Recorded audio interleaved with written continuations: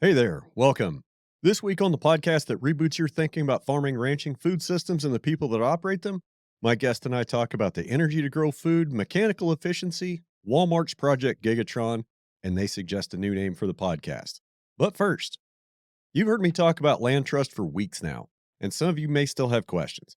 LandTrust is an online platform that connects landowners with outdoor recreators seeking access to land in a marketplace type setting.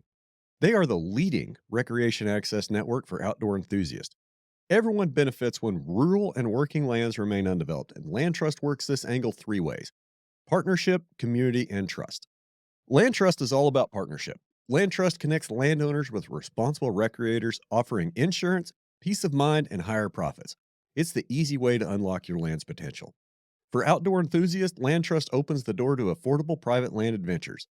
Land Trust is where community thrives. Have you ever dreamt of a place where connecting with the land strengthens your community? Land Trust makes that a reality. When neighbors share access to their land through our platform, everyone wins.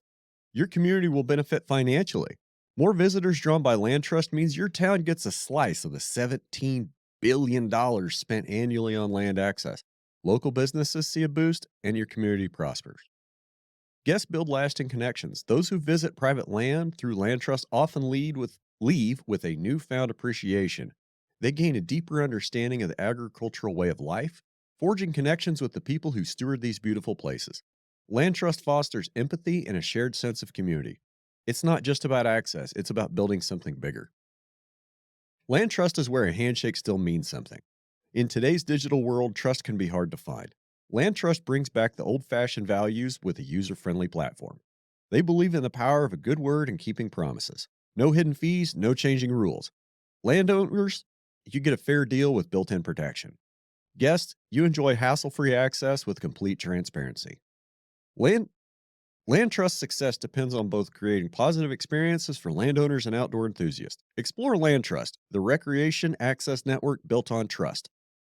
Your positive experience is our greatest reward. Sign up today at www.landtrust.com/reboot or by clicking the link in the show notes. My guest today is a fifth generation farmer, an Olympic silver medalist, and a founder and the CEO of We Are Noble West. We're going to talk about nutrient density, fair compensation for producers, and we theorize about what successful agriculture operations will look like in the future. So let's lean back and have a visit with Allie Cox. Well, good morning, Allie Cox. Are you really going to make me rename my podcast? You have two options. Okay. It can be called the Lean Back in Your Armchair podcast, which is what I'm going to be doing for the next 2 hours. Or it can be called the Kicking the Tires podcast because, a good farmer conversation typically involves long-winded, long drawn out words, leaning against your tailgate or your hood, kicking the mud off your boots using your tires. So you can call it Kick the Tires. Okay. I mean, I definitely see where you're going. Um, so when I started a podcast, I started, I thought about the name quite a bit. Yeah. And it took a while to get there, but I wanted to kind of reboot thinking, like a reboot, a restart. Like, let's reimagine things and let's do things differently. And ranching reboot is ranching restarted. Yeah. That's kind of what I was going for, but I kind of see you have a point. I mean, a lot of people tell me that they just like to put it on and kick back in the truck, and 2 hours later they go, "Wow, that was an interesting conversation I just listened to. I'm not sure what they talked about, but it was interesting." I gotta tell you, I have had that experience. It's a 2-hour drive to any major airport, and that is when I actually was like, now is the time for me to really dive into this podcast. And I did the same thing, and it kind of reminded me of a little bit of, like, old school radio, like, that I remember, like, hearing, like, my grandfather listen to, kind of talk radio or, um something. So I appreciate it. This feels like a throwback experience. And as for somebody who goes a million miles an hour and is overscheduled and overbooked as an agency CEO, I can definitely, I'm excited for this. Yeah, I think I had to talk to a couple of your different assistants, and I think but like almost 2 months to get this one scheduled? It Yeah, I mean, I'm not bragging about this, but, like, a 2-hour block is definitely it's definitely a block. I wish things weren't like that all the time, trust me, but, when you've got young children and, they've got all their activities, I try to cram in, a 50-hour work week into much less time during the week, so, anyway, we're good. Okay, well, what what is We Are Noble West, and tell me a little bit about what you do. Okay. wearenoblewest.com is our website URL. It's also where you can find us on Instagram at We Are Noble West. And the name of my agency is Noble West. And we rebranded to Noble West a year ago exactly. This is our anniversary. So, but I've been in business since 2007, which is when I told corporate America in New York, you know what? I'm going to do it my way. I come from fifth generation farming on both sides of my family. And I have never known anybody in our family to ever have a corporate job or get a paycheck from anybody other than themselves and their hard work. So risk is not something that scares me for better or worse. Right. So in 2007, after a couple different New York City marketing and advertising jobs, I thought, you know what? I can do this. And that's when I started out. And at the time, it was called Allie Cox and Company. And my name's Allie Cox. And I remember when I first came home for Christmas from New York to Central California, back to the ranch. My dad's like, "Oh, this is great, honey," but who's the and company? Do you have employees? And I said, "No, but the and company are my freelance partners and everybody I know, who everybody I partner with to get things done." And he's like, "Okay, I'm not sure I understand it, but if anybody can make anything happen, it's you." I mean, let's also keep in mind that 3 years earlier, I won a medal at the Olympics. So he really is sort of like, you got to be really careful the challenges that you give Allie Cox because holy cow. Back up. Yeah, You said you wanted a medal at the Olympics. I did. I Okay. did. In what? Rowing, the In women, rowing in the women's eight. And you're from Kansas. I got to tell you, state of like KU and KSU, they've invested in their rowing in their rowing programs for women. I think they're both actually tied through Title IX. I think they both actually went D1. I I didn't. rode I rode with a couple women from KSU at development camp. Okay. I know I've seen, like, competitive rowing, like, 4 people in a boat and you're, like, going. Like, there's more to it than that. Like, Or o 2, or 8, or 1. okay. Which event did you do? The women's 8. The women's 8. So you're part of 8-man boat crew. Well, let's call it woman. Sorry. And the coxswain, so there's technically 9 human beings in the boat, 8 of which are rowing backwards, and 1 of which is steering the boat, and team captain. And your coxswain steers, like, Yeah. does he call cadence to keep you guys in time? She. I'm sorry. Oh, Brian, I'm gonna correct you for 2 hours, so buckle up. I'll figure it out, I promise. Yes, there is a magnet that is typically just taped to the bottom of the seat in front of her.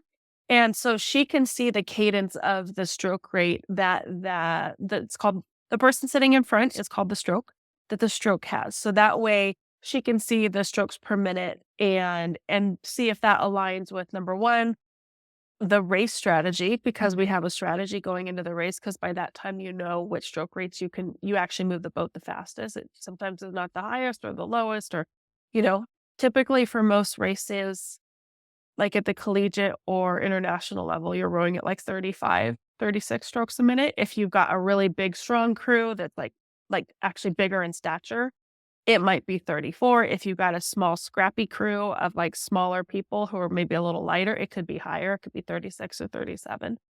But yeah, so she's keeping track of that and steering the boat, and also she has a microphone, and there are little speakers throughout the boat. And so she is basically kind of like the on the water coach, cheerleader, captain, motivator, executing the race plan. It's pretty awesome. Okay. Does You said that the one person in the boat is a stroke. Did they kind of set the pace? Is that where they put the Mhm. strongest rower? Probably technically the strongest rower, and some people just have really great rhythm, right? Like a dancer. Like, they just have great rhythm, right? And that can happen with rowing too. Like, they just really feel the water really great, and they have good technique, and they have a really nice cadence to follow. They're just really technically super strong. That doesn't necessarily That's probably where you're not putting your physically the strongest person. You're probably putting, like, the strongest technical rower. So Or the most aggressive. Honestly, that's the other thing. Or the most aggressive, you definitely got a gamer up there, like somebody who's super competitive. Not that we aren't at that level, all of us are, like, voraciously competitive, but, like, you've definitely got, like, somebody who has too big of an ego to lose. so how did you get into rowing? I mean, in canal ditches throughout the farm, obviously, Brian. No, I'm just kidding. Um, in the canals. No. I got into rowing. I walked on the University of San Diego women's rowing team my sophomore year of college. But honestly, the coach saw me walking on campus and she's like, "Who are you? Can you please come try out for rowing? You just look like a natural athlete." And I'm 6 feet tall, very long arm, big wingspan. Um, and I A was lot like, of arm "Oh, to pull a big oar. a lot of arm, long legs, strong legs." I was a 12-time letter woman in high school in, a pretty big high school. So, as far as sports go, like, I love to be coached. I love to be on a team. I like to be the team captain, or I also don't mind being, like, just, a teammate to people as long as I believe in the team captain's vision. Like, I've just really like to win as a team, and I'm happy to do that in any role there is. I also feel like that now as the CEO of the agency. Like, I'll play whatever role I have to in order to help us win the deal or win the client over or whatever. Um, so So yeah, I walked on and then I just had this real physical, kind of emotional, spiritual just aptitude for it, honestly. so how did that turn into, making a run at the Olympics? Well, you have you ever heard of the ergometer, that rowing machine that's like in gyms? Nope. Oh, Brian. So you could Google Concept 2. It's a, Okay. there's lots of different ones made, but that's the one that most testing is done on. Concept 2. And so the rowing machine, I was on it, and then my scores, like my numbers that I was hitting were really, really strong. And so you submit your scores, and then that helps you get into indoor races, and then you can start proving out like kind of how strong you are in your and then from that test, I was able to see, get invited to development camps and get invited to different opportunities to race against women from different schools and then compete on the national team. So I went to the Olympic Training Center in Chula Vista. I was invited. I was like 40 women invited from around the country. And I came from a really small school. Like, there's only like 3 or 4,000 people at our college. So it's a tiny school. But, an athlete's an athlete. Like, it doesn't really matter how big of a school you come from. If you're a good athlete, you can, that typically always proves out. And so I made that, I walked, I made the development camp. And this is like, we're talking about like 23 years ago. So let's also keep this context. I get Yeah. that. It's I like mean, when people ask me about the Navy, I'm like, "That was a whole lifetime ago. Give me a minute." and that was for me, that was like 3 other lives ago with like, that's before like children and everything. And so I was invited again, like 40 women, and they were doing selection for 4 seats in a boat to go to under 23 world championships. And I beat out a whole bunch of women that went to that were on the junior national team, that went to these super fancy schools with huge rowing programs like Princeton and Yale and Harvard and Washington and Cal and Michigan, and I mean, it was pretty great, and then I was, like, 1 of 4, and I had, like, no idea what I was doing except for pulling really hard and doing everything I could to be a good teammate and listen to those coaches, and then I ended up making it, and then from there on, it just sort of it just I just kept getting faster and faster and faster on the rowing machine and more fit, and, um, rowing is rowing is one of the hardest sports, so because it requires both aerobic and anaerobic capacity. Like you have to be super strong and you also have to be super fit. Kind of like the maybe the 400 hurdles or something, you're sprinting the whole time, but then you also have these hurdles, these jumps to jump that are like take power to get over it, right? It's a similar sort of lactic acid like utilization or whatnot.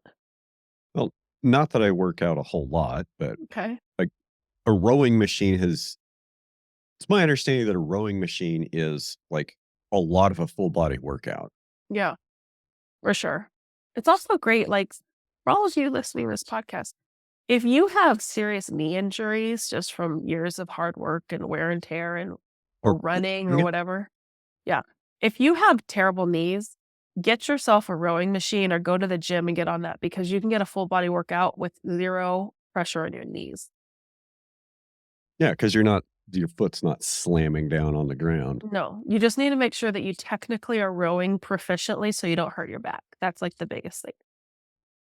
Okay.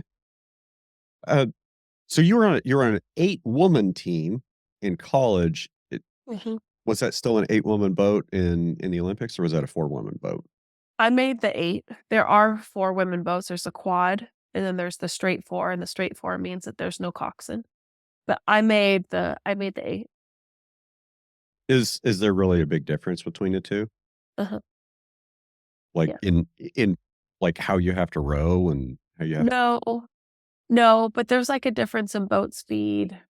There's a difference in jobs, like if you're in the straight 4, like the person sitting, in the back, they're actually looking over their shoulder to tell you, like, if you're gonna hit something or, like, where to go. If you're sitting this person second to the like, it right in front of them is actually the in coxswain, like, they would be the one yelling the, like, "Go," or, yeah, like, grunting, like, the calls that you already know are coming.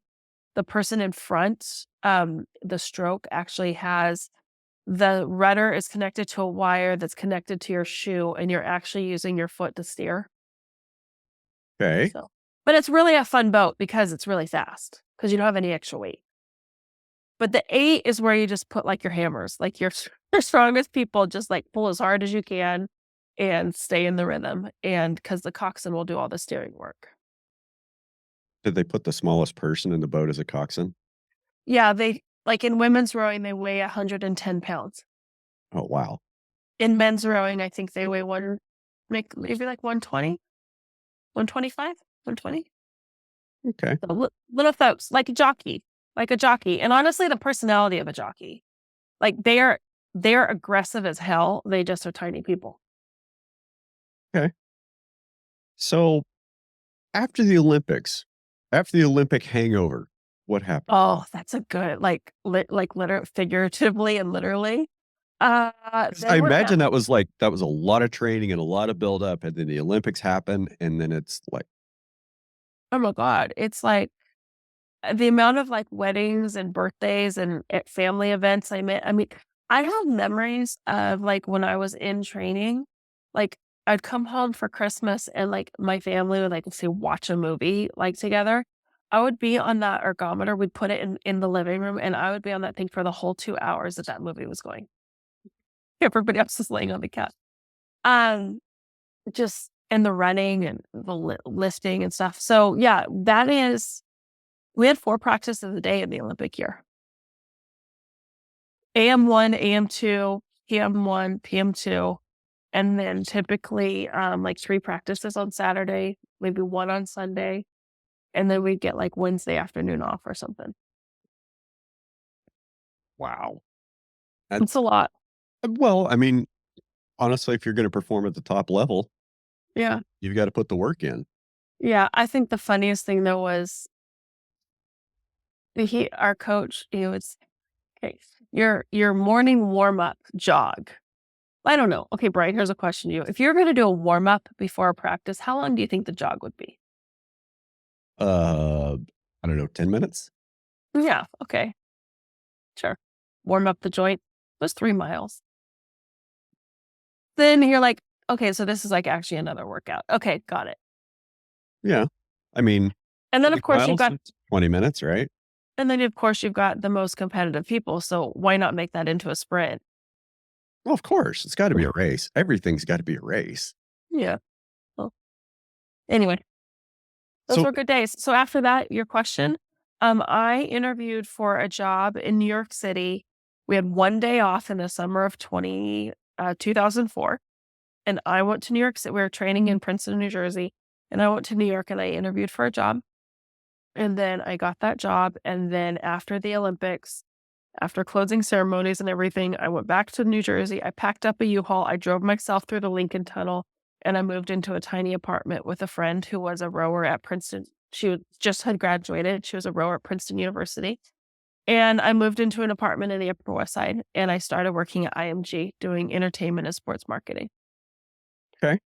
So how did you get from there to Noble to Allen Cox and Co., which became We Are Noble West, and working back in agriculture? Um, well, lots of fast forwarding is done there. But in 2013, I had already been like the founding director of marketing for online TV company. I'd already been the director of sponsorship and marketing for Mercedes-Benz Fashion Week in New York. I had already done a lot of entertainment marketing in like a short window, but um, I decided it was time for me to actually. I just was sick of marketing, fashion and entertainment and technology, and I just like really decided it's time for me to go back to my roots. It's time for me to go back to what I care about. Like I knew I loved marketing, I knew I loved advertising, but what I didn't love was the industries that I was doing it in at that point. So I being a fifth generation farmer on both sides, I knew I wanted to come back and market something I care about, which is agriculture. And I was taking notes and I was thinking, did you have a problem with the consumptive consumerism of that system and wanted to get back to something more real? No, I think it wasn't necessarily more real because I believed in what I was doing. It was very real to a lot of people that work in those industries. Like those are real hard workers. There's a lot of smart people in those industries. Um, it was intellectually challenging.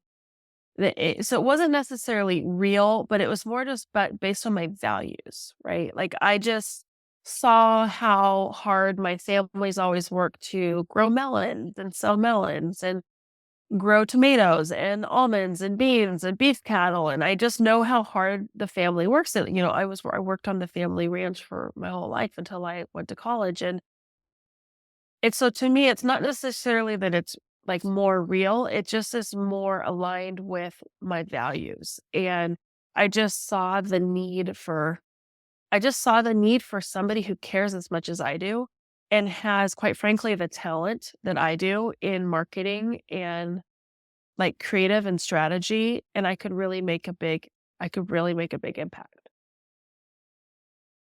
Okay. And the truth is, being in New York, like I was around foodies all the time. Amazing restaurants, great chefs, like food matters so much. It's restaurant culture, right?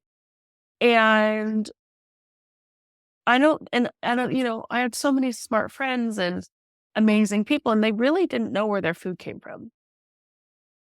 And every time my dad would come visit, it'd be like a little celebrity situation, like, "Chuck, what's going on the ranch?" And, like, they were so impressed with how smart he was, because he's a brilliant man. And that just sort of like, it was such an aha moment of like, man, even the smartest people who care the most about restaurants and food don't actually know where or how this is grown and how agriculture plays a part in food. And agriculture and food are so disconnected to the majority of humans that that's a place where I just thought, gosh, I don't think that they're going to miss me in fashion or tech or sports. They're not going to miss Allie Cox, but I think that if I left ag marketing right now, I think it'd be really sad for a lot of people, and it would be sad for me too. One of the comments you just made, agriculture is disconnected from food. I Totally. I love that. I so much love that. Mhm. Because when I think about, well, agriculture and farming, Mhm. now, granted, I'm in Kansas, so I have a little bit different of a lens than in Central Valley, California. Agriculture in Kansas growing up was wheat. And as I was growing up, corn and soybeans, really started to replace wheat. I saw, a lot of people get irrigation pivots 20, 25, 30 years ago. Mhm. And we're not even really over the aquifer. We're not over the big Ogallala aquifer that everybody talks about in the plains. Like, we're at the very, very, very end of it. Uh, Okay. And, cattle were always big growing up. uh-huh. And what I've seen happen is going from, predominantly wheat based agriculture in Kansas, the wheat state, right? Which, okay, most wheat grown goes to end up as a human edible product. I mean, a lot of it ends up as enriched wheat flour, whatever. We could talk about how, enriching things and what's been done to the food. But what I'm getting at is, now we're growing corn and soybeans, which, okay, they're crops. But what eats number two dent corn and what eats soybeans? Humans don't eat soybeans unless they're processed. And the soybeans that we grow in the field, they're basically cow food. The number two dent corn that we grow, it primarily has two uses. It can go to a feedlot slash dairy, or it's going to go to an ethanol plant. And yes, Mhm. soybeans end up at an ethanol plant too. And those byproducts, the spent distillers grains, they end up back in the cattle commodity uh, food supply chain, right? So I wonder, like, farming and agriculture should be growing food, Uh-huh. not. And it seems really odd to me that we're going to grow corn in Iowa and ship it to the panhandle of Texas to feed cows standing in a pen. That doesn't seem right to me. And I'll go ahead and say this. I've said this before. If you're not growing anything that ends up on your table, are you really a farmer? But yeah, and that's where I'm gonna challenge you all day, Brian, because think about it. Fiber. Can't forget about fiber. The clothes, your sweatshirt that you're wearing, like that's all comes from ag. Yes. Yep. And so I think that I'm actually not wearing plastic clothes today, so it's mostly cotton. um, that's ag. So there's a lot of, we have an advisor at the agency and she's very well versed in really all the legislative things. And I mean, what about the fact that like we're sending our trash to China to landfills? We're also sending our cotton that we grow here to oftentimes China or some of those other Asian countries to Just make clothes. Southeast Asia, where Okay. labor's cheap. And then we are then buying them back and then we're selling them here. We're using them till we don't want them anymore. They become trash and then it goes back. Like if we were, and that is, and then my question is like, where do the farmers fit into all that? And so there's just that from an environmental standpoint, there's a lot there. But there also is a lot of program. Now, this is when you're gonna be like, why did we let the crazy Californian on this thing? But there's also a Had lot. other crazy Californians on. You're fine. uh, uh, um, there also is a lot to be said though for what's happening in more call it environmentalism or in the name of climate control or whatnot, but a lot to be said for like we are working on upcycled fruit projects right now, like how actual grade out and call like what would normally be a cull or a grade out or imperfect, how it's actually getting utilized in the food system and fragrance and fashion system. We're working on that. There's also, I mean, there's a great, collaboration that was just announced last week between Veuve Clicquot, the champagne company in the south of France, and Stella McCartney, a very, a super popular fashion designer from London. They are taking, like, the actual skins from the grapes after they're being juiced and making handbags from them. I mean, so there are more, but, like, my question, this is what I wanna, like, really dive in, and this is where I think farmers need better advocates and who understand consumer behavior.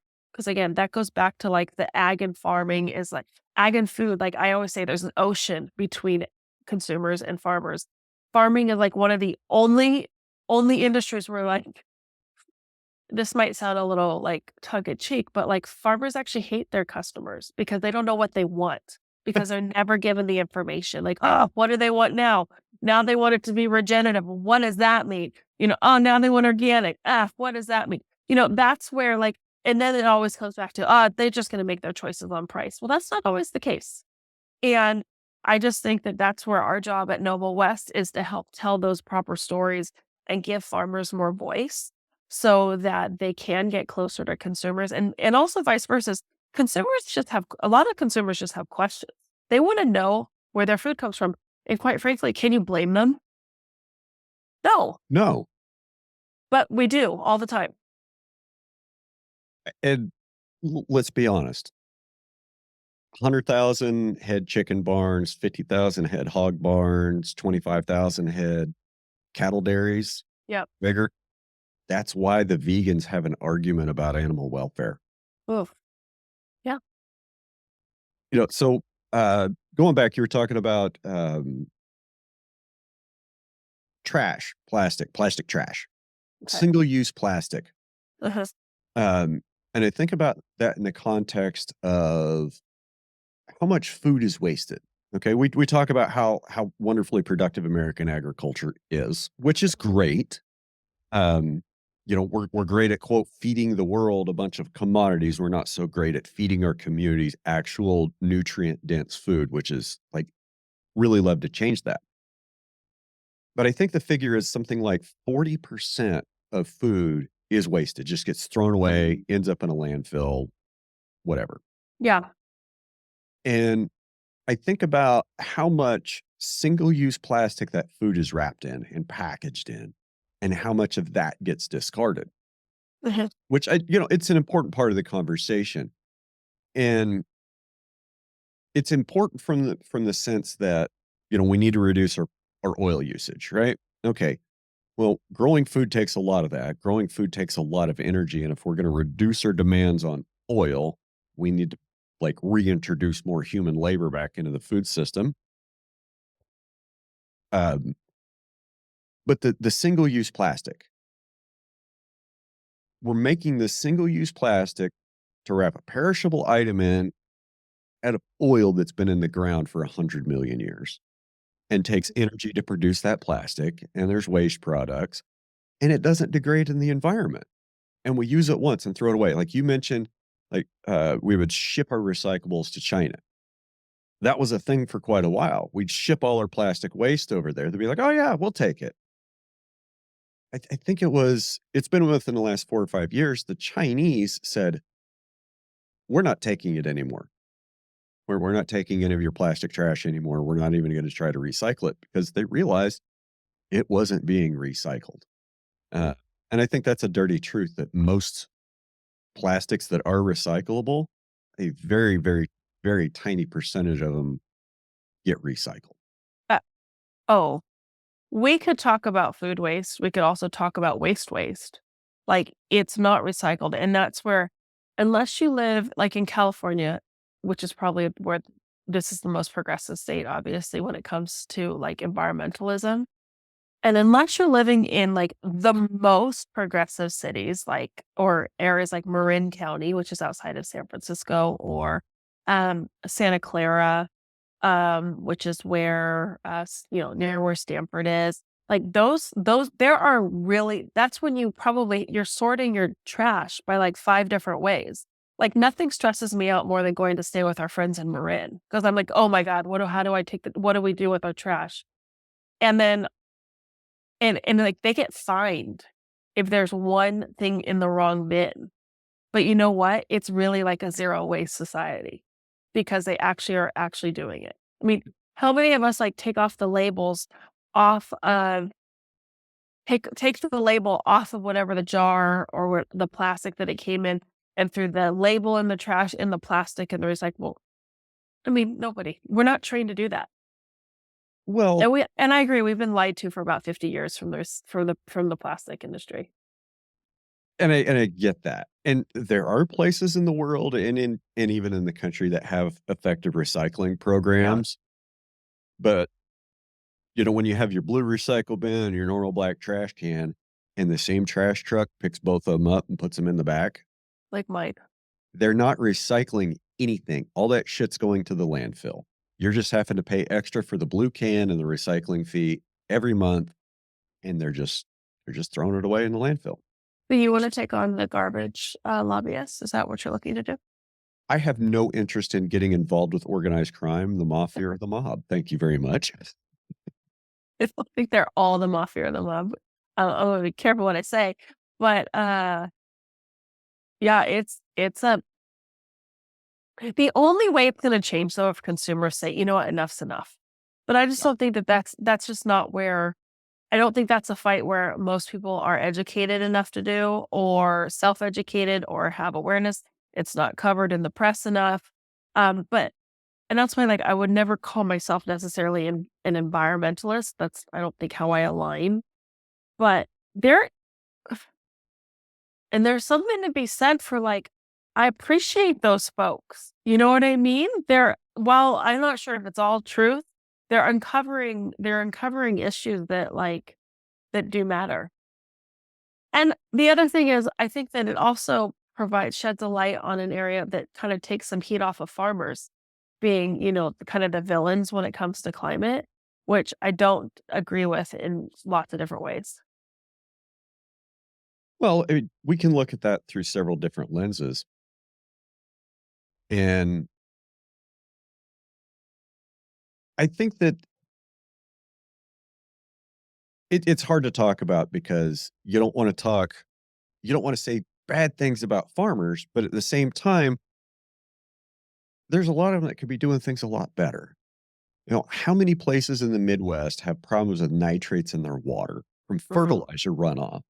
Yeah. Okay, great. You can't point to a single farmer and say, your fertilizer runoff has poisoned this water. You It's can in it's a California. whole uh, but generally, like, it's an area. It's Yeah. like all the use of all the excess nitrogen fertilizer has run off and has caused this in this area. Mhm. And it's difficult to go to an individual farmer in an area like that and say, "Hey, you gotta stop doing this." Yeah. Or tell everybody in the area we need to stop doing this for water quality because when you get down to it, it's like, and we're getting ready to talk about regenerative agriculture here in just a second, I promise. But it's like talking to farmers about, "Okay, have you tried this? Have you done no-till? Have you tried cover crops? Have you know, reduced your tillage?" "Well, no, I can't because this, and this." It's like there's always a long line of reasons of why they can't change or why they need to do things the way they're doing them or why they need to continue a practice. Well, I don't know though. I'm gonna just jump in there for a minute, Brian. Sure, there's a long line of excuses and equipment and all the rest of it. Let's talk about like the number one reason why. They are only compensated on yield and nothing else. Yes. In our case. I mean, and again, I'm coming to the lens of we have no subsidized crops in California, right? They're all specialty crops. None of them are subsidized. So that's an education I need to have is like how that works on a more granular level across the Midwest. But like in our like they're only covered like our farmers are only they're only compensated based on yield. So if that's the case, is that really their problem to learn how to do that? Like, should they just do that out of the goodness of their heart or because like an ethical or value? And that's where I think the problem like continues to cycle and cycle is like, again, villainizing and pointing the finger at farmers to say, like, you don't care, like you're a bad person. No, they care. They're not bad people. They're just not compensated. And I don't really know too many other industries in the world where as long as you are working within you're compliant, you are legally in the right. I don't know too many other industries where you just do something that costs more money because you think you should, because it's the right thing to do. I just like that is maybe that's contentious, but I just don't know of any more unless you have a customer that's willing to pay for it. I don't know where you do it. Now, if you want to like look on a similar kind of crop, if we look at oats, there's a whole revolution happening in oats. And I'd say Oatly, the oat milk company, they're driving it, right? They are saying oat milk matters, our brand matters. We are willing. I mean, I don't know if you've seen the contract presentations that they're giving to farmers about if you farm this way, if you have it processed this way, this is then you would be a prime like you'd be a prime Oatly oat farmer. Like unless you've got a brand behind you, and remember, brands have direct access to consumers. They're not working with brokers. They're working directly with the farmers. And in that case, the farmers are being audited by this brand and they are also being compensated for it. You want to like, you get the right cover crop, you get the right rotational crop, you pay your people this much. So you have social responsibility, but all this stuff, you know what? We're going to give you a premium for your oats and we're going to give you a long-term contract. And a farmer would be like, oh yeah. Oh my God, sure. Sign me up. I already grow oats. Yeah, I can make those changes. It's going to cost about, $1 million of on-farm charges if I amortize it over this contract of 6 years. Why wouldn't I? That's an investment farmers will make, but if you just tell them to make a change because they should, that's bullshit. And I get that. And then some of the folks that I've talked to in the podcast and some of my friends that grow, let's just say, not commodity crops out here in the high plains. Yeah. I have a friend in Northeast Colorado. He supplies a lot of edible dry beans and Uh-huh. mung beans, things like that to Yeah, yeah. restaurants in Colorado. Yeah. And like even some like I'm gonna screw this up. Roy, don't send me any hate mail, but like there's some weird barley that he grows that Huh. there's a buyer in Canada that's like the first time he grew it, like they said, we'll take 2 truckloads. And he sent him 2 truckloads, and the next year they're like, we will buy all of it that you will grow. Yeah. And Okay. Roy won't put all his eggs in one basket. Even if he's Yeah. got somebody that says, I will buy all of this, you will grow. He's not going to plant his whole farm to that, grow all that. Uh-huh. He likes to grow about 10 different things and have a broad client base. So you were talking about Oatly and oat milk. Mm. And I'm not into any of the nut milks or vegetable milks or anything. Milk comes from a cow. Like, there's no tit on an almond, okay? You can't show me the mammary gland on an almond. Okay, You it's know in not milk. California, you know in California what they call a dairyman? What?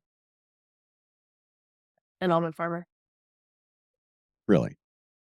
Oh yeah. I mean, definitely when the price of almonds was, $3 to $4 a pound. Um, but now the prices of almonds are in the toilet. But yeah, no, that was it. I don't know one dairyman that doesn't farm almonds also.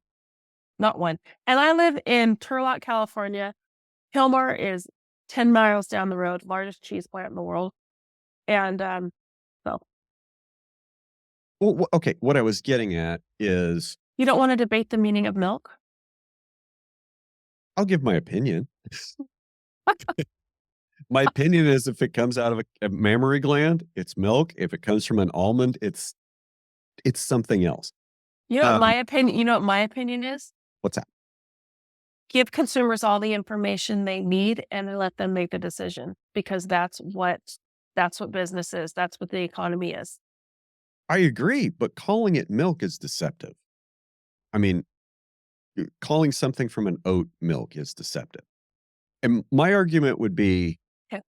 is the energy and water usage to make a gallon of oat milk or almond milk, is that more or less of an energy and water investment than to make cow's milk?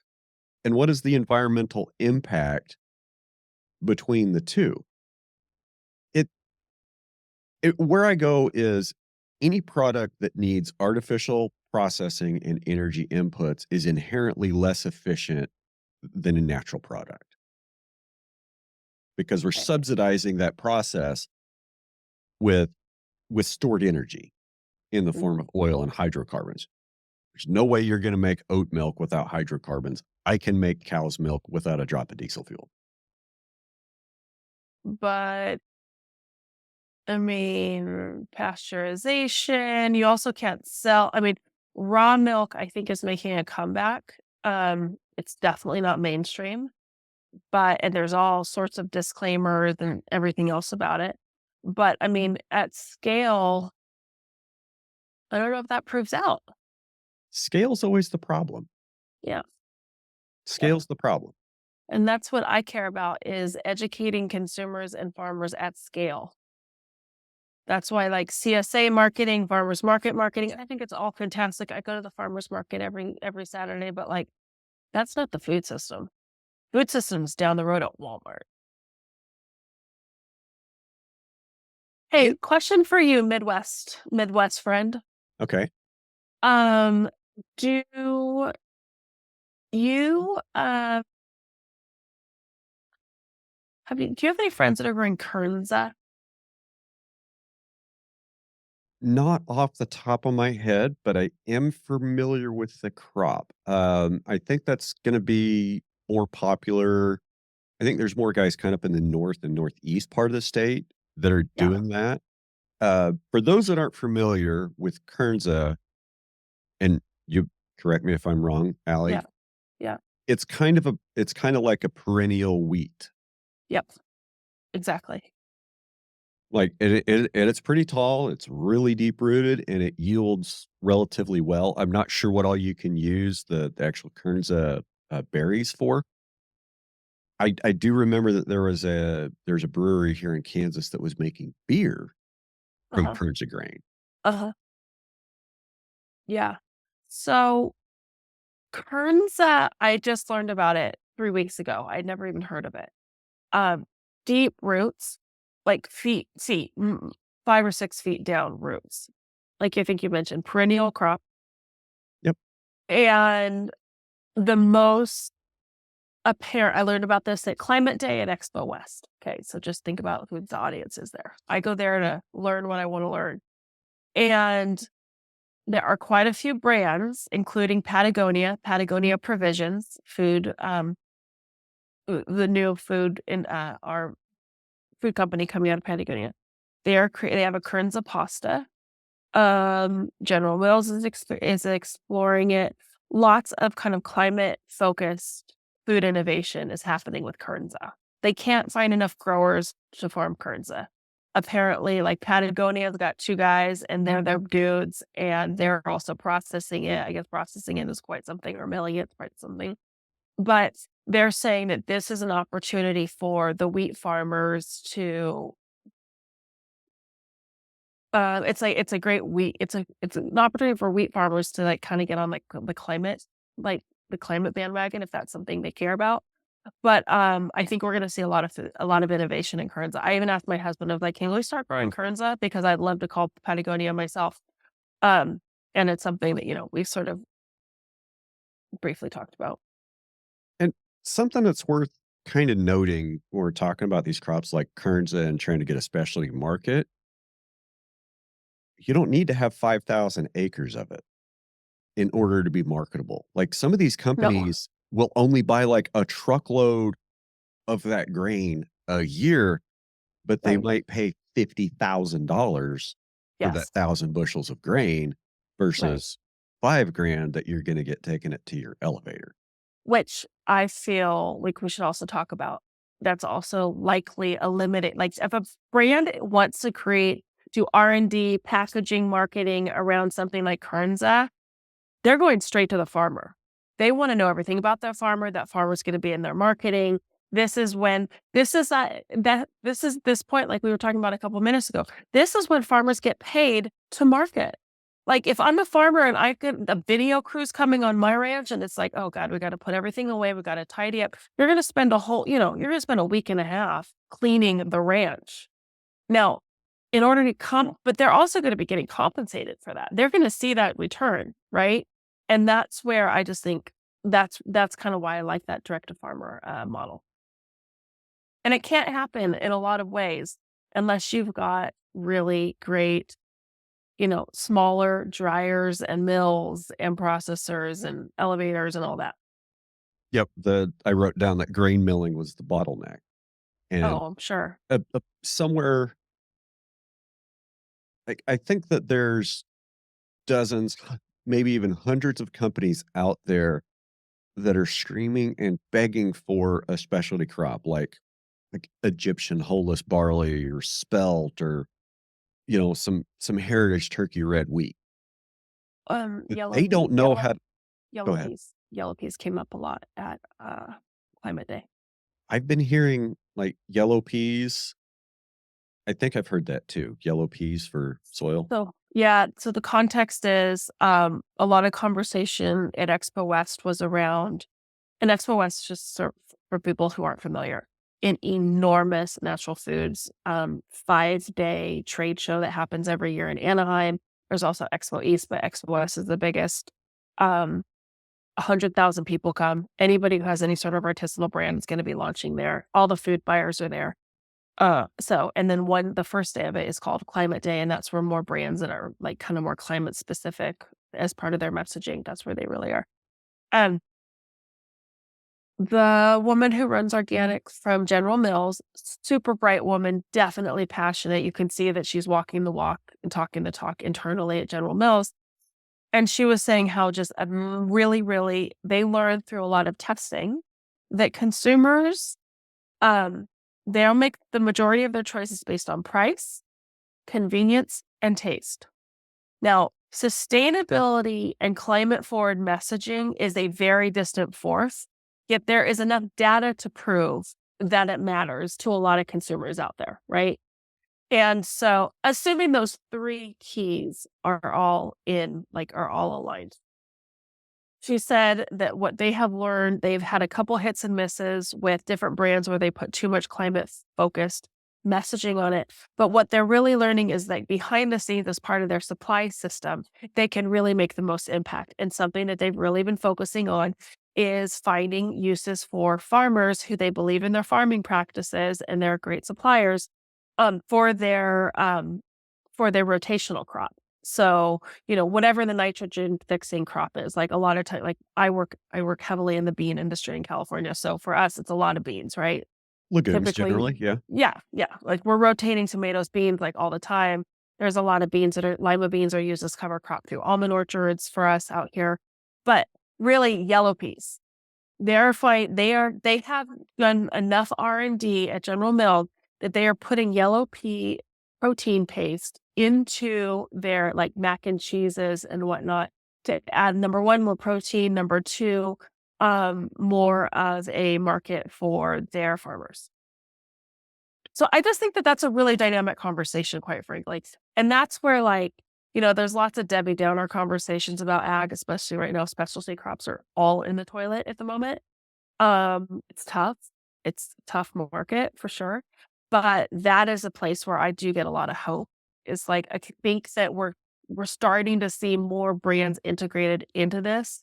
Um, and even at the retail level. So Very cool, very cool. I need to recycle a little bit of coffee, so I oh need to take a geez. quick break. Is that alright? Please. Alright, we'll be right back. Okay. And we're back. A thought occurs to me, I keep taking these breaks to turn coffee back into water. Uh-huh. How to get sponsored by a coffee company. You tr- why don't you? I'm working on it, working on it. Uh, so what a regenerative agriculture, it Yes. can be kind of a broad thing, maybe kind Yeah. of nebulous things.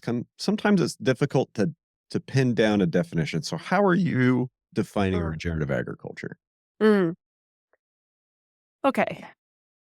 I feel much more comfortable talking about how to market our clients who are doing regenerative farming practices because I don't think this is my definition to say.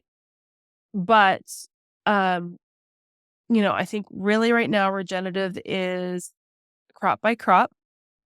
The most aggressive and ambitious regenerative farming practices I think have come out of the Midwest. I think just because there's more predictability in crops, it's very challenging with specialty crops to identify.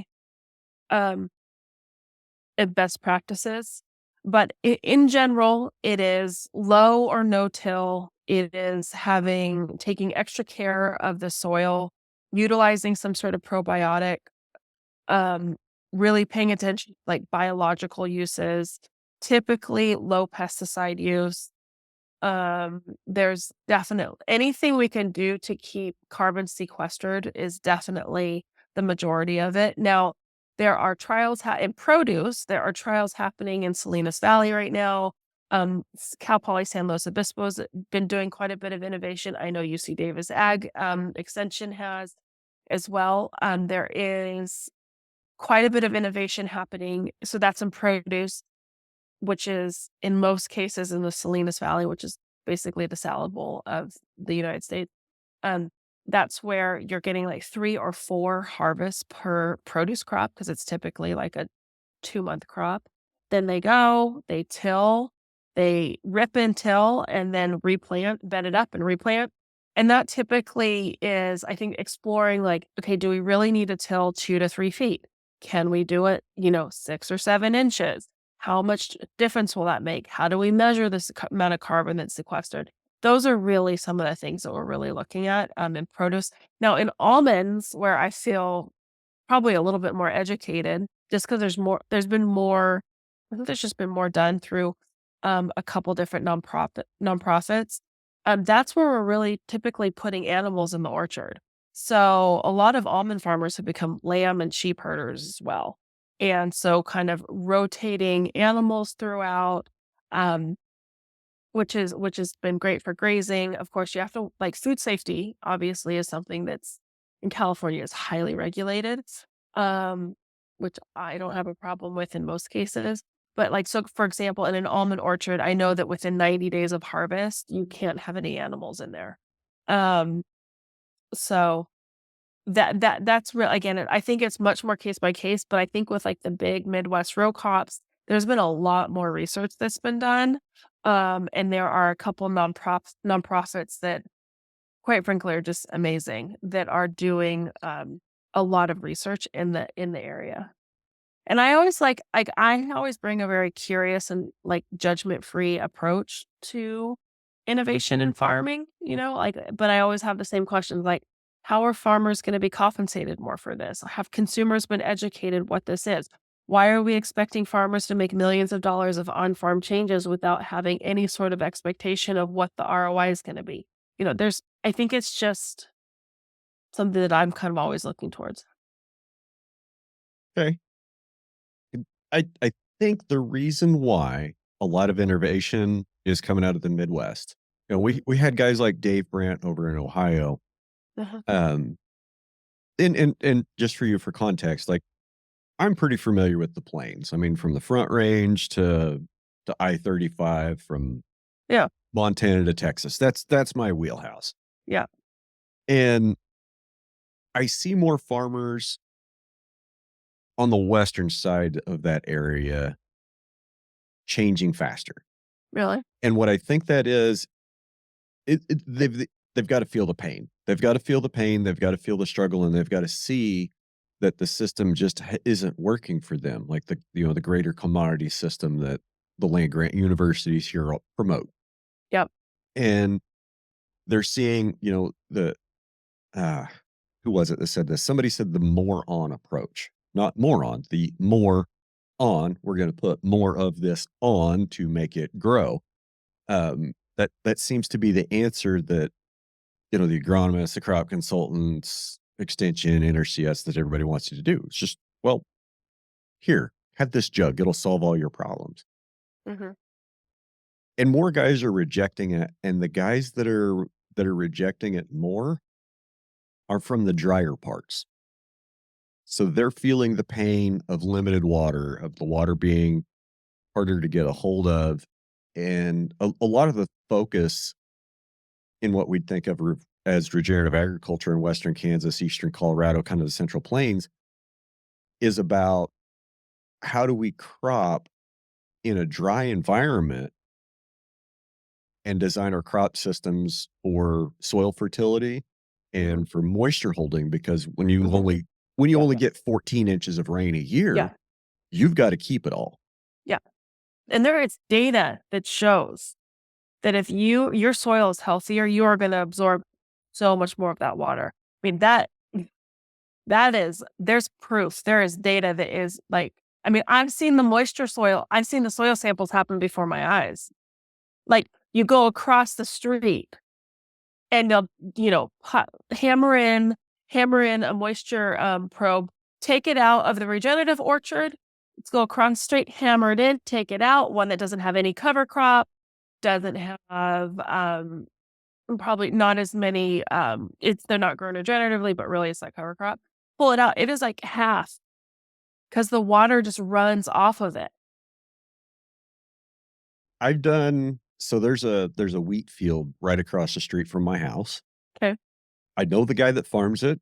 I Mhm. know the people that own it. I've snuck over there and done a water infiltration test, and it's less than a half inch an hour most of the time. I've done moisture Do they listen to infiltration. this podcast? No. No, they don't. I if I know somebody's listening, I try not to talk crap on I them. mean, But I've also done moisture infiltration tests out in my pastures, yeah. 6 inches an hour Yep. plus. Like, you can't like, almost can't pour the water out as fast as it can get absorbed into the ground. So, it's the guys that, Western Colorado, Eastern Colorado, Western Kansas, and I think what it is the reason guys out here are more likely to share and come together and have a conference is it sucks. Like, it's hard. It's always hard, and 7 of 10 years out in the plains, you're fighting the weather.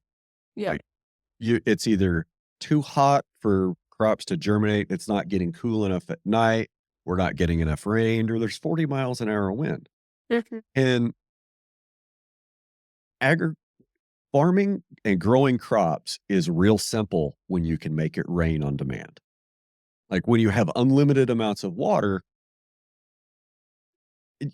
from free irrigation, whether you're getting it out of a ditch or you're getting it out of a center pivot sprinkler, when you have all that irrigation water, it's a crutch and it makes things so much easier. Mhm. But then you also have flooding. Then you have flooding. I mean, you're talking about the Central Valley of California, Yeah. nation's salad bowl. Great. I get that. Yeah. I get that. I like eating strawberries and romaine lettuce and, Mhm. there's a few green things that I do eat. Oh, okay. That's good to know. But I'm thinking more of the Imperial Valley down in Southern California, Mhm. where they're using the water they get in the Imperial Valley comes out of the Colorado River, which they pump Mhm. over 2 mountain ranges to get to the Imperial Valley, Mm. grow crops Mhm. in a desert. Mhm. Salinas Valley, you guys get your water from the north, kinda like out of the California water system. Aqueduct. But my point is, Mhm. agriculture gets easier when you get free water other than what it rains. Yeah. I mean, we could also go take a hard left right here if you wanted, Brian. I love talking about indoor and vertical farming, hydroponic. Okay. You're talking about like farming on demand, controlling the controllables, controlling the elements. I mean, No, I'm not. I'm not talking about there control. could be. I mean, Talking there about could. getting away from that control and those inputs. Like, I think the future food system is going to have more waste in it with less energy consumed. Yeah. We work in hydroponics right now. We've been supporting a fantastic family-owned hydroponic herb farming operation that's in the Coachella Valley, so Imperial, like what we're talking about. We're also hopefully going to start working with a hydroponic lettuce farmer in Nashville. His waste in Nashville is basically zero because it's more predictive farming. He can predictably tell his farming company, his restaurants, his grocery stores, and his CSA customers, and then also his food pantry customers, like what they're going to get and when they're going to get it, because it's just such a controllable environment. And I mean, I would argue, and there's like, it is zero waste. It is actually zero waste. It's all solar. I mean, it's pretty special. I would argue that, I believe in local, like I'm a locavore, right? And I get the luxury of being a locavore. I also, with a biodiversity, like, the most diverse palette I have, being sitting exactly where I am in California. Even on our own family farm, we grow 10 different specialty crops. But that's where I think that we're just going to continue to see cheaper and cheaper ways to grow food indoor um, throughout mm, areas that are urban and or snow belts, so that people can get the biodiversity because they want it. I think that we're going to see a big shift in that. I think it's going to become cheaper to run those operations because of the robots are cheaper, the labor's more easier educated, all that. But okay, so there's some great points there. And the one question I would have, has there been nutrient density studies done on, let's just say, pick whatever hydroponic or aquaponic or aeroponic crop that you want, that's a zero waste crop. Have we done nutrient density studies on that versus the same thing that was grown outdoors in the sunshine, in nature, in soil with, all the microbes and the fungi and the bacteria in the soil with all the healthy exchange of root exudates? I mean, I could go on, but you get what I'm saying, right? Yeah. Do we know what Yes. the nutrient density difference is between that hydroponically grown produce and naturally grown produce of the same type? I would imagine that that has been done because the bio I just don't think that I don't think that we wouldn't have seen tens and tens of billions of dollars invested in this without that. I mean, this was a darling of the ag tech VC world, mm, 2021, 2020, even I think 2019. Since has shifted, like, ag tech investments since have shifted significantly, but I think that we're going to continue to see this. I mean, I'm contacted all the time by farmers from the other day, I got a strawberry farmer in Calgary. He has an Amazon Whole Foods contract to grow strawberries in Calgary to feed like that side of Canada. Interesting. The other thing I think about when we're, talking about vertical farming and indoor farming, it's the energy use, and not just the energy use that's required to replace sunlight. I mean, we got to pump the water, the nutrients that you're putting in the solution, they've got to come from somewhere.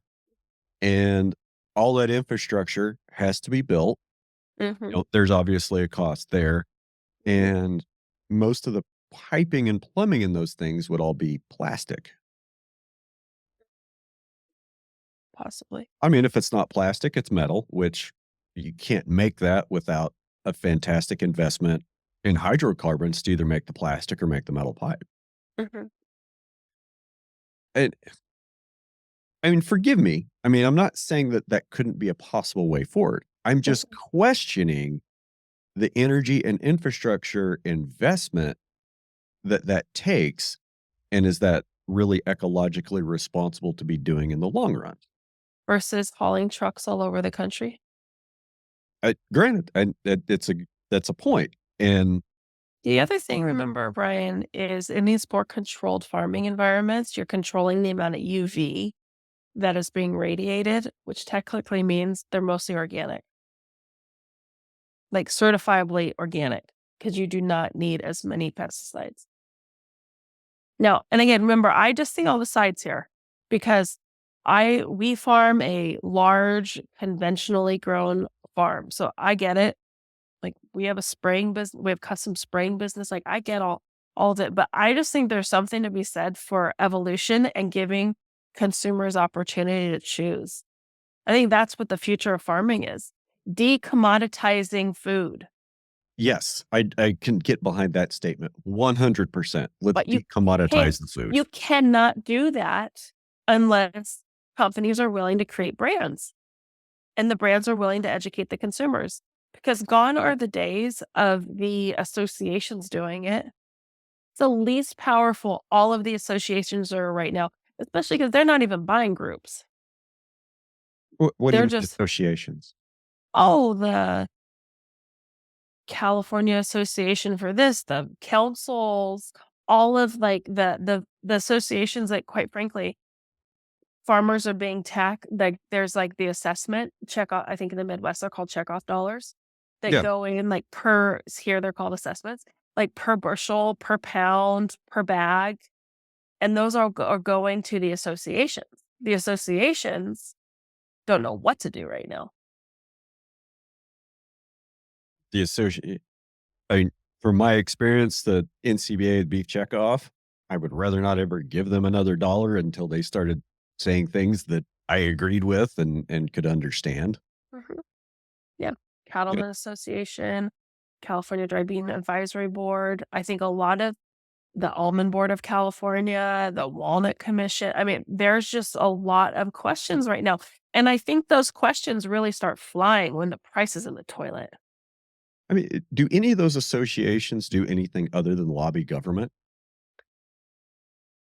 Well, they supposed to be educating farmers, I think, on best practices.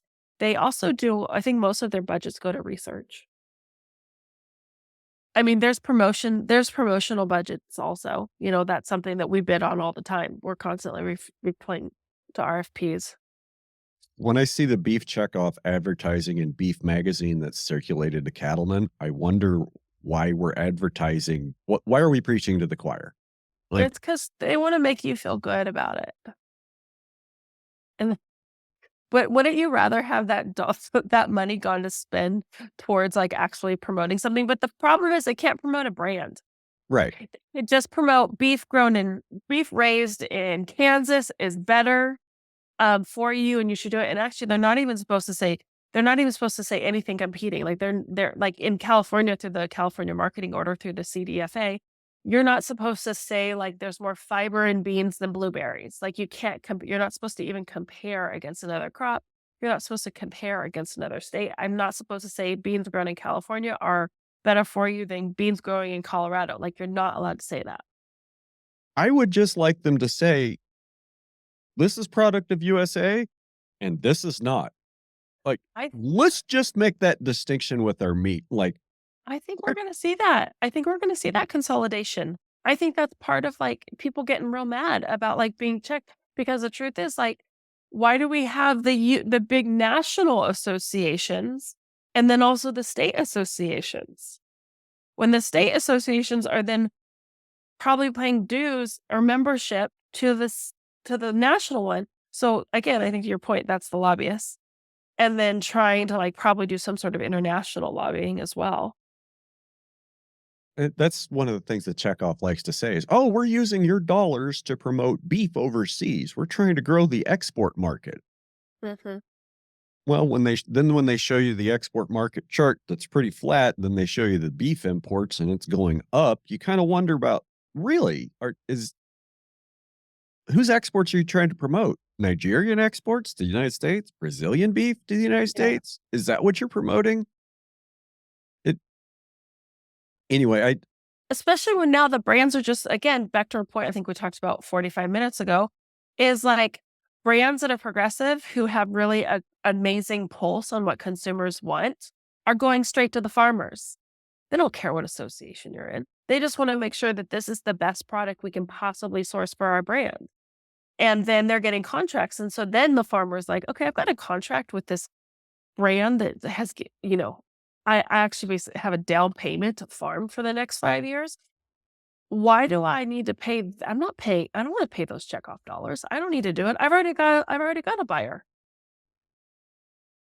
yeah, I mean, in theory, the associations, I can see why they were built. I can see why they were made in like that post-war era. I get it.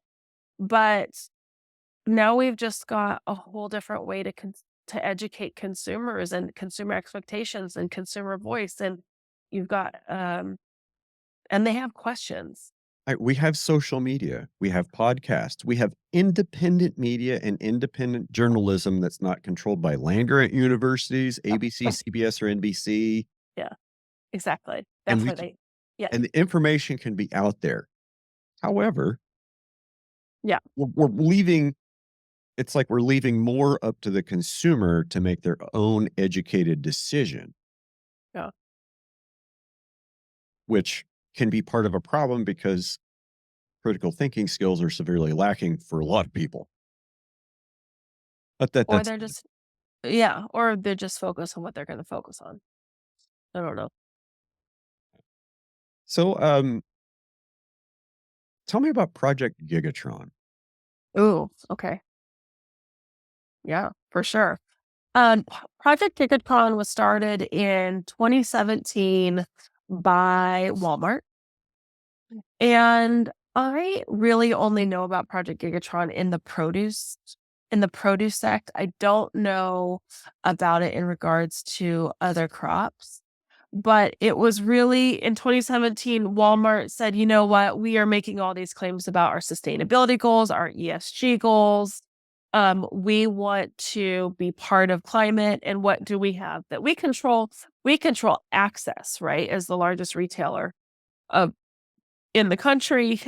And so what we can do to put our money behind like where our mouth is that we can require very specific climate control, like climate forward and climate enhancing, requirements for our produce suppliers. So, they're looking at like so through Project Gigatron, a produce company will then go and I think it's 104 checkoff points they have to address from energy, waste, packaging, transportation, product use and design, and really just on-farm practices. Many cases, water. I think that they also taking into account water, and that's where, and I think that the due date every year annually is like November 4th or something, which is an ominous day, right? And that way, elections. That was all I could come up with too. Um, and then if you go through Project Gigatron and you get certified, you then are going to be on our supplier list and we will buy your crop from you and it will be sold and distributed at Walmarts around the country or in different regions or whatever. And this really pinches the little guy, full disclosure, but it also has created some very climate forming farming like processes that are sustainably driven at like large scale. So Project Gigatron, and there are consultants out there who help farmers get through it, who help them make recommendations how they can appease that checklist. But I think that this is really, I always say, shockingly, if you want to buy the most sustainably grown, honestly, ethically grown produce on the market, it's actually at Walmart, which I think blows a lot of people's mind. That At that scale. I'm talking about food at scale. This is like, sure, eat out of your garden or your CSA where you know Bob, the farmer, and your farmer's market. That's all like number 1, but number 2 at scale is Walmart.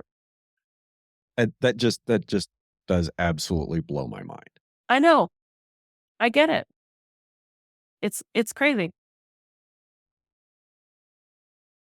And I'm not sure how I feel about that because large corporate, you know, large corporate America, like, and yeah, it's just large corporate America. I was sitting here thinking about, how many of those dollars get back to the farmer versus, through a more conventional system, thinking about Dollar General. how Dollar General kind of kills economies, kills towns. And Uh-huh. Walmart did the same thing to a lot of towns in the 80s and 90s. And we just didn't Mhm. really, we didn't know what was happening. We weren't aware enough that it was happening, but Walmart killed a lot of things on Main Street. It really, and when they started getting into food, what was it, 16 years ago when Walmart started selling food? Um, I mean, it wasn't overnight, but a lot of small towns that got a super Walmart that started selling food 15 years ago don't have a grocery store now. And now instead of having 2 grocery stores and a meat market, they've Mhm. got a Walmart and a Dollar General. Mhm. Yeah, and they don't have a sponsor for their local Little League teams. Like, I get it. Like, that's unfortunately I think that's what's happened. I think Walmart primed us all for Amazon, Yeah. right? And I just wanna say that if anybody over the last 4 years had a problem with Jeff Bezos or Elon Musk launching rockets, let's just go look at all the crap we bought from Amazon and look at all the Teslas on the road. Yeah, I Yeah. agree with you. I agree. So, but again, back to food at scale, I mean, Brian, if cheaper access to high quality, biodiverse, nutritional food like produce is going to help people that live in food deserts live a healthier, more nutritious lifestyle, allowing for better reproductive opportunities, mental health, healthier than, I mean, I hate to say it, but I think I'm for it. You know, For what? like I'm for these kinds of, you know, the Project Gigatron example. Kroger's not that far behind. Aldi's not that far behind. Publix, all the retailers all are putting ESG claims out there and requirements of their suppliers. And that's part of our job at Noble West is to help our clients right? Develop marketing strategies around what they're already doing right, you know, what they're already doing right on farm or in their processing plants or in their mills so that they can get more credit from it. And also more credit meaning like the retailer is seeing like the good work they're doing is going to pay their premium dollar for it. The salesperson of our clients has more tools in their toolkit to say, we can give you social media content, we can give you a campaign, we will partner with you on this to show that the tomatoes grown here and processed here are actually ladder up to whatever, Kraft's goals are, which then ladder up. So then Kraft is able to help their retailers hit their ESG goals as well. So it's just, I think what we're saying is we're seeing a cry for more information that they can give consumers. I think we're seeing less of a vacuum, which has just created more skepticism, probably, right? But it's also hopefully improve the food system and improve better nutrition for the masses. One of the biggest lessons that I've learned in the last 4 years, and I've heard this from several other people, is the successful agricultural operation. Let me back up. In 2030, the successful ag operations are the ones telling their stories today. Mm, mm. And how are they getting compensated for that? I mean, maybe they're not getting compensated for telling their story yet, but they're putting it out there, and it's it's in the public conversation, I guess. You know, I think back to the 30s. Like, what did it take to get Congress to actually move on soil conservation in the 30s? The Uh-huh. dust storms had to get bad enough, and the weather just happened to line up that that dust cloud made it to Washington, D.C. Mm, And I think about this past fall in Illinois, of all places. They had dust storms so bad that there were fatal wrecks on the highways. Like, so much dust blowing over the highway, people couldn't see, and there was a couple fatalities. I'm not trying to make light of that. mhm, I'm trying to use that as like, hey, this is a wake up call. Like, roads are constantly being shut down in western Kansas and eastern Colorado because of blowing dust and reduced visibility. And they throw cautions out all the time, like, hey, maybe don't go drive today because the wind's 50 miles an hour and the dust's going to be blowing. And that comes back to us. That lands right back on us as farmers and ranchers and taking care of our soil and leaving our soil naked, Mhm. right? But there's no like larger will to save soil and to keep it covered and prevent dust from blowing around. Everybody's got an excuse. Well, that's how you have to grow corn out here. You have to, you have to leave it fallow or chemical fallow it or do whatever. We can't have a cover crop. That just doesn't work. And fighting against all these, it's just uphill battle of things that people think they know based on outdated information. And whose job is it to educate those farmers and get them to listen? It should be their job to be a lifelong learner and to strive to always do better. But I think a lot of them are content to lay in the hammock that is the safety net of crop insurance and continue doing things the way they've always been done them, the way they were taught to do in college. Mm. You know what the 7 most dangerous words in agriculture are, right? Oh, tell me. We have always done it this Oh, way. yeah. Oh, yeah, yeah, yeah. I mean, That's why, like, respecting tradition, like, that I think that's, like, the crux of Noble West. That's what I put all over the place. Like, I'm gonna respect tradition, obviously. There's nobody I respect more than my, you know, 5 generations of men and women who got us to this point on this farming the same land that we farm today. But, like, that's not what's gonna get us there. What got us here is not gonna get us there. Like, I'm sorry. Those days are done. Even 20, 30 years ago, labor, my goodness, all of it. But, like, the one thing is I hear you. I think that, like, yeah, saying they should just wanna do better for better sake. You know what? You're talking about a lot of people that have worked a lot of hard days, who have invested skin, who every single year risk everything to try to do it again with no expectation of a handout. And to say they should wanna do better for better sake is, I get it. I get it. Maybe if you've got, like, some golden parachute somewhere else, which, like, 97% of all farms are family owned, they don't have those. And unless they're getting paid, like, actually paid, like, you use, like, the keep it fallow for a season, so then, like, there's this rip the topsoil off. Unless they're getting paid for a nitrogen fixing cover crop, like, I don't get it why they would.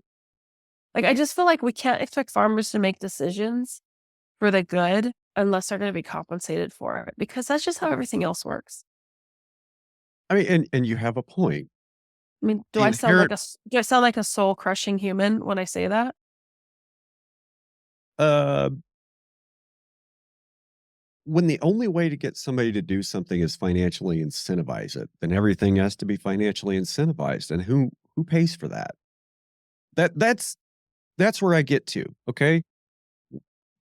Programs are great. Somebody's got to pay for it. And where does that money come from? So they can either do what they've been doing, which is just continue to invent money, which causes inflation, devalues our currency, all that stuff. Or, well, I guess that's really the only way is we just No, invent more no, money. no, no, no, that's not the only way. Now you sound like a cynical farmer, Brian, which is okay. I Takes one to know one, but that's not the only way. That is a way that I just would say, like, that's a cop out a little bit. What the other way is that we expect more of food brands. We educate consumers about, like, diversifying their diet, and we find a home for those cover crops. The yellow pea example with General Mills. That is like, in a mainstream stage, that is the conversation with mainstream brands. I Okay. would argue that's what associations should be spending their time on. Using their network and using that Rolodex to try to find ways to find homes for cover crops. That is where we would see actual climate change. I mean, for everything that I've said, Mhm, you have a tremendous point. Like, that's what it takes. That's what it's gonna take most farmers to change, is they're going to have to feel financial pressure from mhm, some way, whether it's a carrot from a new program or mhm, it's a stick from the banker saying, "If you don't do something different, I'm taking your mhm, farm." mhm, So it's mhm, I think for a lot of operators, it's gonna have to be a carrot or stick approach, mhm. and they're not gonna see the benefits of investing in a more regenerative system until they're presented with either a carrot or a stick. I don't disagree with you. I don't disagree with you. The other thing is, I mean, I don't know what labor's like for you guys in the Midwest, but out here, holy cow, it's the conversation. I mean, we have Oh, we have yeah. minimum wage in the mid-20s Oh, yeah. per hour.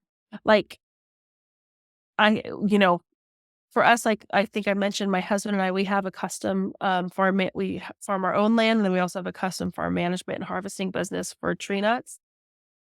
Over my dead body is he gonna run that crew on a Sunday. Like, over my dead body. We are not paying double overtime. Like, I don't know what to tell you. Like, we're not gonna pay our even though we love them, we're not gonna pay them $60 an hour. Like, we can't. How And many of those specialty crops Mhm. there in the Salinas Valley that are not insurable, that Central Valley fall too. under Don't forget about Central Valley. That's where I am. okay, sorry, Central Valley. Like, Yeah. just your context. Yeah. All these, quote, "specialty crops" that they grow there, Mhm. how many of them can they harvest mechanically? Or do Okay. they need a lot of labor to harvest and package those crops? So where I'm going with this is, I don't think food should be cheap. Mhm.